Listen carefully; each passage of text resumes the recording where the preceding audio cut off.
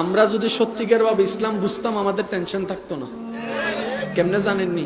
Tension করেন কি অতীত নিয়ে না ভবিষ্যৎ নিয়ে? কন্যা আচ্ছা, ভবিষ্যতের বিষয়ে আমাদের নবী আমাদেরকে কোন শব্দ শিখিয়ে দিয়েছে? মাশাআল্লাহ, নাউজুবিল্লাহ, ইন্নালিল্লাহ, সুবহানাল্লাহ নাকি ইনশাআল্লাহ? আল্লাহ যদি তৌফিক দেয় আগামীকালকে আমি তোমার বাড়িতে আসবো, আল্লাহ যদি তৌফিক দেয় আমি আগামীকালকে তোমার সাথে বেড়াইতে যাব, তাহলে ভবিষ্যতের ব্যাপারে নবীজি আমাদেরকে কি শিখিয়ে দিয়েছেন? সবাই মিলে বলেন নাকি? আরেকটু জোরে বলেন কি? আমার নবী, আপনার নবী, আমাদের নবী মাশাআল্লাহ বলতে বলেন নাই, সুবহানাল্লাহ বলতে বলেন নাই, ইন্নালিল্লাহ বলতে বলেন নাই, নাউজুবিল্লাহ বলতে বলেন নাই, ইনশাআল্লাহ কেন বলতে বলেছেন? ও আমার মুসলমান ভাইয়েরা, একবার কি কখনো ভেবে দেখার সময় হয়েছে?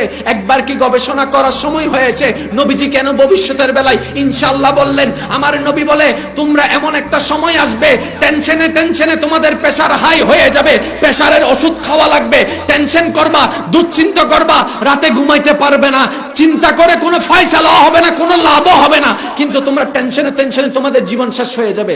তোমরা যদি ইসলামকে বুঝে শুনে পালন করো তোমাদের টেনশন হালকা হয়ে যাবে, টেনশন হালকা হয়ে যাবে। কিভাবে? এখন একটু খেয়াল করেন, ভবিষ্যতের ব্যাপার আমরা কি বলবো? এর মানে কি? আল্লাহ যদি চায়। এখন বিষয়টা কার উপর ছেড়ে দিলেন? আপনার আর টেনশন কই? আপনার আমার তার কোনো টেনশন নাই।